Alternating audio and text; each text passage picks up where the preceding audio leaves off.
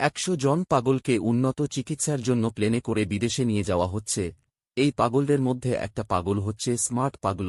সেই স্মার্ট পাগল প্লেনের ককপিটের দরজা খুলে ককপিটের মধ্যে ঢুকে পাইলটকে বলল, এই পাইলট তুই এখান থেকে সর, আমাকে প্লেন চালাইতে দে।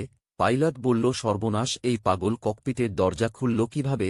পাইলট বুদ্ধি করে সেই পাগলকে বলল, প্লেন চালাইতে চাইলে একটা শর্ত আছে। পাগল বলল, কি শর্ত বল?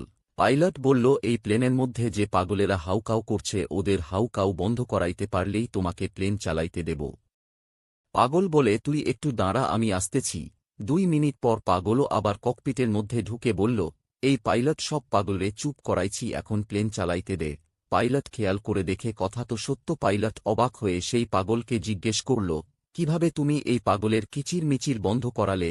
সেই স্মার্ট পাগল বলল, আমি প্লেনের দরজা খুইলা দিয়া কইছি বাইরে বিশাল বড় মাঠ, তোরা কে কে খেলতে যাবি যা। সব পাগলেরা মেঘের রাজ্যে খেলতে গেছে।